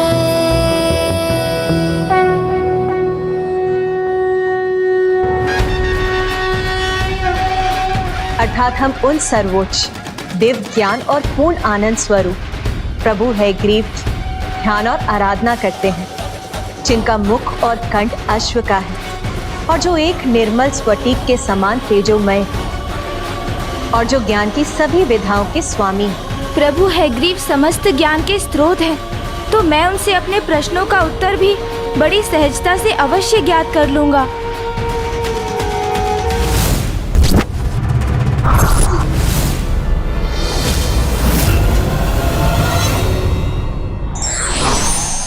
हम उन सर्वोच्च दिव्य ज्ञान और पूर्ण आनंद स्वरूप प्रभु हैग्रीव की ध्यान और आराधना करते हैं, जो ज्ञान की सभी विधाओं के स्वामी हैं। जो भी प्रभु हैग्रीव के इस मंत्र का उच्चारण करता है वो एकाग्रचित्त होकर ज्ञान अर्जित करने में समर्थ होता है और अत्यंत प्रबल स्मरण शक्ति का स्वामी बनता है। वाणी, शब्द ज्ञान और वाक चातुर्य में निपुणता के साथ तर्क वितर्क में विलक्षण प्रतिभा प्राप्त करता है। और पुत्र, भक्ति और श्रद्धा से इस मंत्र का उच्चारण करने से सभी प्रश्नों के उत्तर प्राप्त होते हैं। अर्थात प्रभु हैग्रीव समस्त ज्ञान के स्रोत हैं, तो मेरे प्रश्नों के उत्तर भी मुझे उनसे सहजता से अवश्य प्राप्त होंगे। पुत्र, सदा स्मरण रखना, सहजता से ज्ञान प्राप्ति करना भ्रामक भी हो सकता है। उचित है माँ। प्रभु हैग्रीव तो स्वयं ज्ञान स्वरूप हैं, फिर उनके समक्ष पहुंचकर कोई भ्रम कैसे शेष रह सकता है। किंतु माँ, उन माता पराशक्ति को लेकर मेरी जिज्ञासा शांत करने की कृपा कीजिए आप। माता की महिमा का ज्ञान भी तुम्हें प्रभु हैग्रीव से ही प्राप्त होगा पुत्र।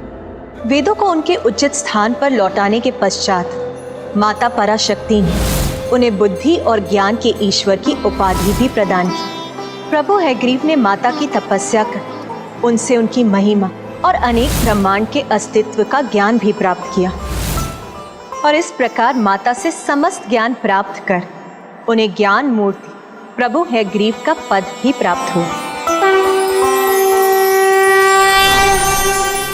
इसलिए पुत्र, ज्ञान मूर्ति प्रभु को ढूंढकर उन्हीं से अपने समस्त प्रश्नों के उत्तर प्राप्त करने चाहिए। उनका आश्रम उस भाग में है जहाँ सघन वन में वृक्ष, पौधे अर्थात प्रकृति का प्रत्येक अंश दिव्यता से परिपूर्ण होकर माता पराशक्ति के मंत्र का जाप करता प्रतीत होता है।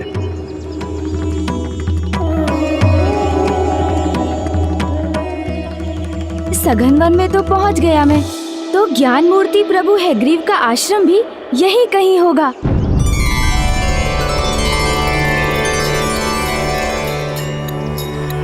आह, कितने आश्चर्य की बात है।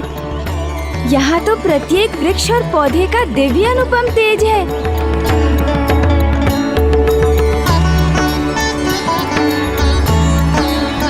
पिताश्री ने जैसा वर्णन किया था सब कुछ वैसा ही है यहाँ। वृक्षों पौधों की अनुपम आभा है और ऐसा लग भी रहा है जैसे ये सभी माता पराशक्ति के मंत्र का जाप कर रहे हैं।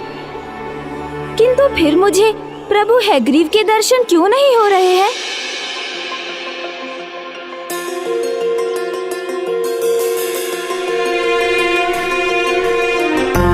मुझे वन के इसी भाग में ढूंढना होगा उन्हें।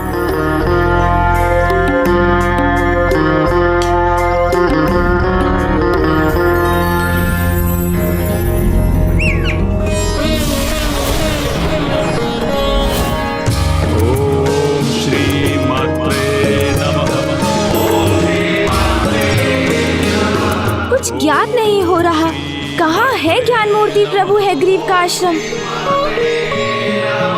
ओम श्री मात्रे नमः। ओम श्री मात्रे नमः। वो स्थान तो वन के अन्य स्थानों से भी अधिक प्रकाशित है, तो कदाचित वहीं जाना चाहिए मुझे।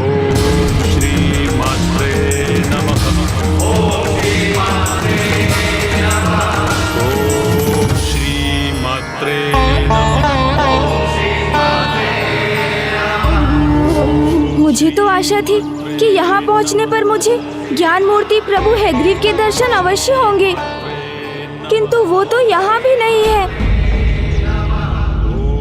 श्री मात्रे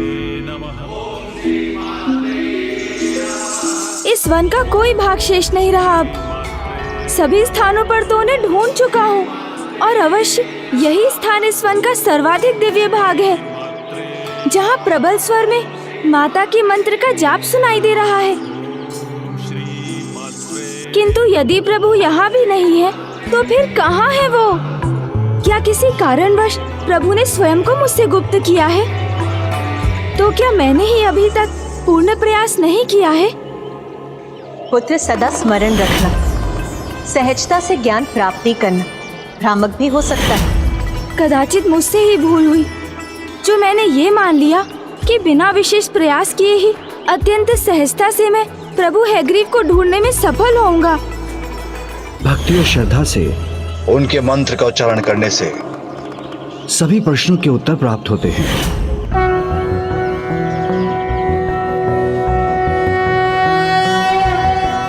ज्ञानानंदमयं देवं निर्मलस्फटिकाकृतिम् आधारं सर्वविद्यानां हयग्रीवम् उपास्महे।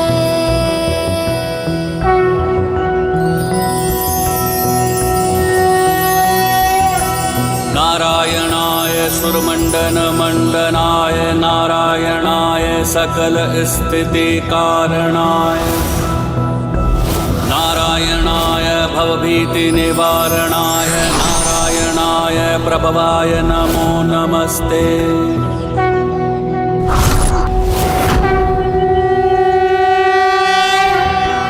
ज्ञानानन्दमयं देवं निर्मलस्फटिकाकृतिम् आधारं सर्वविद्यानां हयग्रीवम् उपास्महे।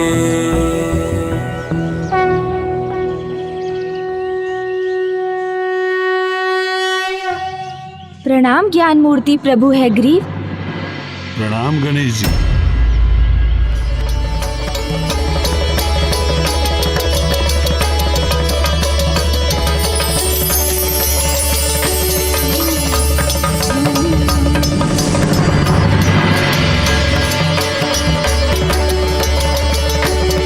हे गौरी नंदन, हे महादेव पुत्र, प्रथम पूज्य गणेश जी, मेरे आश्रम में आपका स्वागत है। मुझे ज्ञात है कि आप अपने अनेकों प्रश्नों के उत्तर ज्ञात करने के लिए यहाँ पधारे हैं। हे ज्ञान मूर्ति प्रभु हैग्रीव, आप ही संपूर्ण ज्ञान के ज्ञाता हैं, इसलिए प्रभु आप ही मेरी सभी जिज्ञासा शांत कर सकते हैं। और अभी आपके दर्शन पाकर तो मेरे मन में वो सभी प्रश्न पुनः उभर उठे हैं जिनके उत्तर पाने के लिए मैं इतना व्याकुल हूँ प्रभु। असंख्य ब्रह्मांड क्यों, कैसे और कहाँ है? माता पराशक्ति अर्थात संसार की सर्वोच्च माता कौन है? और वो तीन विचित्र जीव जिन्हें मैंने माँ, पिताश्री और कुबेर जी के साथ देखा था, वो कौन है? और मैं ये भी ज्ञात। शांत गणेश जी, आइए मेरे साथ चलिए। जी प्रभु, मेरे प्रश्नों के उत्तर देने के स्थान पर मुझे इस जलाशय की ओर क्यों ले जा रहे हैं? प्रभु कृपा कर मेरी जिज्ञासा शांत कीजिए आप। मुझे तो मेरे प्रश्नों के उत्तर चाहिए थे, फिर आप मुझे जलाशय में। शांत, तनिक धैर्य रखिए गणेश जी। इस जलाशय के जल को ध्यान से देखिए। शांत और स्थिर जल में कितना स्पष्ट प्रतिबिंब उत्पन्न हो रहा है, किंतु जैसे ही ये जल चंचल होगा, ये प्रतिबिंब अस्पष्ट हो जाएगा।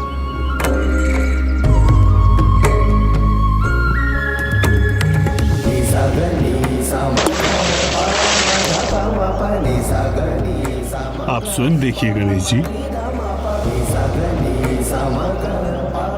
प्रभु, इस जल के उदाहरण से हमें यही सीख प्राप्त होती है ना कि शांत और स्थिर मन से ही व्यक्ति ज्ञान प्राप्त कर उसे पूर्णता में ग्रहण और समझने में समर्थ हो पाता है, और अशांत मन से अपने प्रश्नों के उत्तर पाकर भी उन्हें समझना कठिन हो जाता है। सत्य कहा ना प्रभु? इसलिए सर्वप्रथम आपको माता पराशक्ति की आराधना हेतु उनके मंत्र ओम श्री मात्रे नमः का जाप कर अपने मन को शांत करना चाहिए। ओम ओम श्री मात्रे नमः। ओम श्री मात्रे नमः। ओम श्री मात्रे नमः।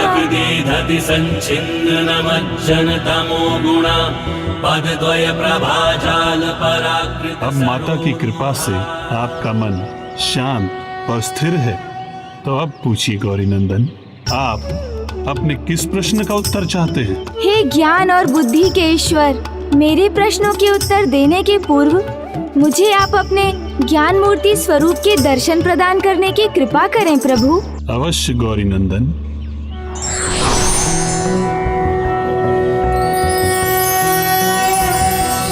ज्ञानानंदमयं देवं निर्मलस्फटिकाकृतिम् आधारं सर्वविद्यानां हयग्रीवम् उपास्महे।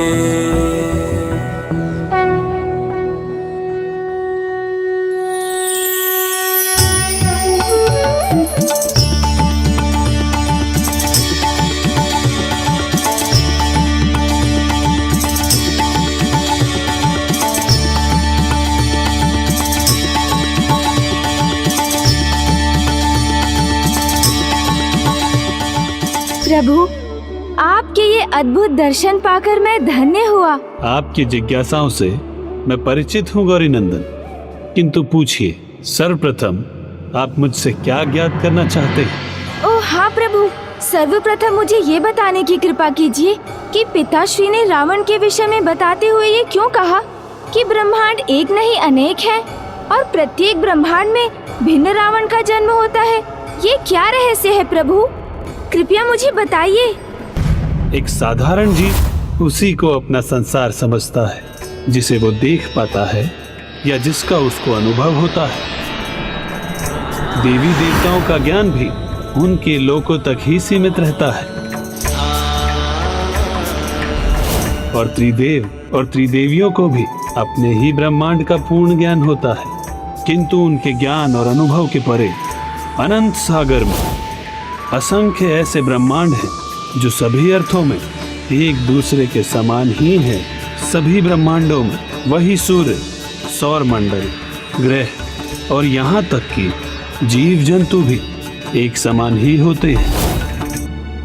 तो संसार की परिक्रमा करते समय परशुराम जी के साथ गोलोक जाते समय गोलोक के मार्ग में जिस अद्भुत दृश्य को देखकर मैं असमंजस में आ गया था, वो संसार के इस अनंत विस्तार का ही दृश्य था। किंतु कितने अचरज की बात है कि इन असंख्य समान ब्रह्मांडों के सभी जीव जंतु भी समान हैं। जीव जंतु, वृक्ष, पौधे, नदी, पर्वत ही नहीं गौरी नंदन, हर ब्रह्मांड के देवी देवता, उनका नेतृत्व करने वाले देवराज इंद्र, त्रिदेव, त्रिदेवियां भी समान हैं। अर्थात ब्रह्मदेव, विष्णुदेव और महादेव हैं। हाँ गौरी नंदन, और स्वयं आप भी। स्वयं मैं भी?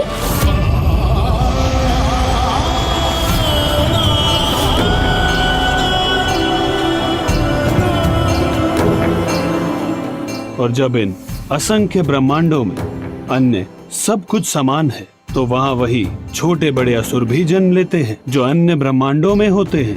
ओम नमः शिवाय, ओम नमः शिवाय, ओम नमः शिवाय, ओम नमः शिवाय।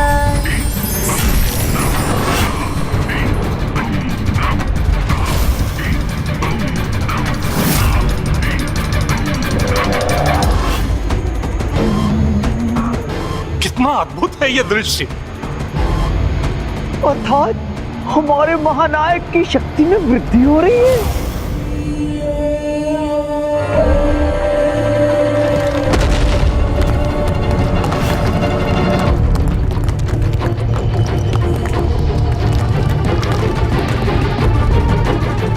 इस प्रकार तो हमारे महानायक समय से पूर्व ही अपने लक्ष्य को प्राप्त कर लेंगे। प्रत्येक ब्रह्मांड का समय चक्र भी समान रूप से ही गतिमान होता है, जिसके अनुसार प्रत्येक कल्प के प्रत्येक त्रेता युग में असुर रावण का जन्म होता है, जो हर ब्रह्मांड में एक समान अधर्म और दुराचार करता है। फिर उसकी पापों की गागर भरने पर प्रभु श्री हरि नारायण राम अवतार में उसका वध कर पुनः धर्म की स्थापना करते हैं। महादेव के कथन के पीछे छिपे इस गूढ़ रहस्य को मुझ पर उजागर करने हेतु आपका कोटि कोटि धन्यवाद प्रभु। अब ज्ञात हुआ मुझे कि माता पराशक्ति की रचना और जीवन की क्रिया तो अनंत है। ब्रह्मांड एक नहीं अनेक है। हाँ गौरी नंदन गणेश जी, और इस असंख्य ब्रह्मांड का 108 की संख्या के समूह में अनंत विस्तार है जो संयुक्त रूप से एक महाब्रह्मांड की रचना करते हैं। अनंत ब्रह्मांडों की जननी है समस्त माताओं की माता, माता पराशक्ति। प्रणाम माता। प्रणाम माता। मेरा अगला प्रश्न तो माता पराशक्ति को लेकर ही था प्रभु। माँ ने कहा था उनका रहस्य भी आप ही को ज्ञात है, तो मुझे बताने की कृपा करें प्रभु कि क्या वो माँ पार्वती से भिन्न है और उनका निवास कहाँ है। न वो हमसे भिन्न है न हम उनसे, और ये असंख्य ब्रह्मांड भी तो उन्हीं के अंश है। माता पार्वती जगत जननी है और माता पराशक्ति प्रत्येक जगत की जननी है। माता पार्वती की भी इसलिए तो उन्हें माताओं की माता भी कहा जाता है। संपूर्ण संसार अर्थात इस अनंत संसार के कण कण में जो सर्वोच्च चैतन्य के रूप में व्याप्त है, जिनसे सर्व जगत में चेतना का संचार होता है, जो चैतन्य की व्यक्त और द्वितम रूप है, उन्हीं माता ललिता पराशक्ति का सभी दिव्य शक्तियों में सर्वोच्च स्थान है। संपूर्ण संसार अर्थात इन अनंत असंख्य ब्रह्मांडों में रचित महाब्रह्मांड में माता पराशक्ति की ही सत्ता है। जो हो चुका है, जो हो रहा है और जो होने वाला है, सब उन्हीं की लीला है। और उन्हीं की लीला के अनुसार आपने उन तीनों दृश्यों को देखा था गौरी नंदन। किंतु प्रभु वो तीन जीव हैं कौन? वो तीन महाविकारों से जन्मे 3 महाअसुर हैं, जो प्रत्यक्ष और अप्रत्यक्ष रूप से प्रभावित कर मनुष्य को उनके पतन की ओर ले जाते हैं। उनमें प्रथम नरकंकाल रूपी लोभासुर है, जिसका जन्म लोभ से हुआ था। उसे आपने कुबेर जी के साथ इसीलिए देखा क्योंकि उसका जन्म स्वयं कुबेर जी के लोभ से हुआ था।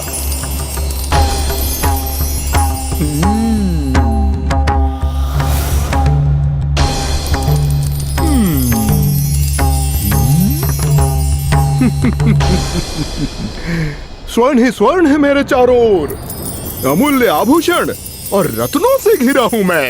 अत्यंत समृद्ध संपन्न हूं मैं, अत्यंत आनंदित हूं मैं।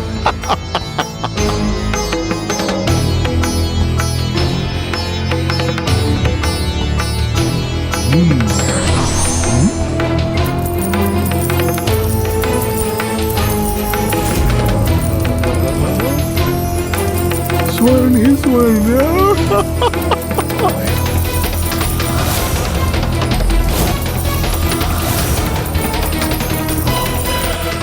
यदि ये स्वर्ण जगत में बांटने पर विवश न होता मैं, तो मेरे चरणों के नीचे स्थित यह स्वर्ण पर्वत मेरे चरण स्पर्श कर रहा होता।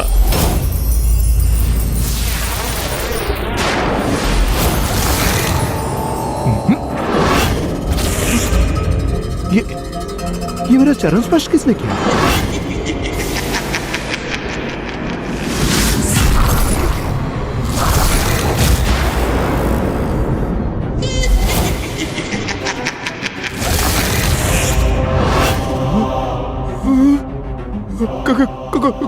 कौन हो तुम? आपका लोभ।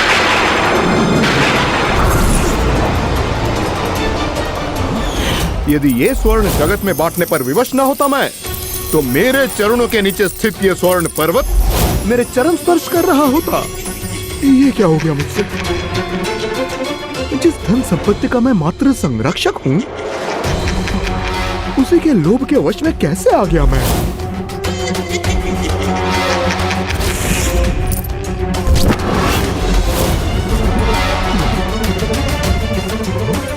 ये संपूर्ण धन, ये स्वर्ण, ये अमूल्य रत्न, ये सब मेरे ही है ना?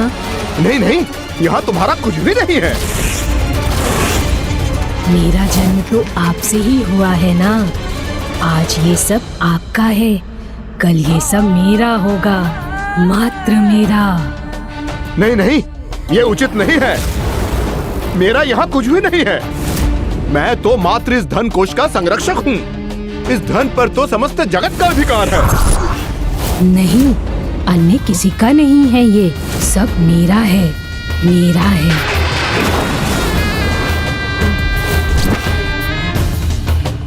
रुक जाओ, छोड़ो उसे और चले जाओ यहाँ से।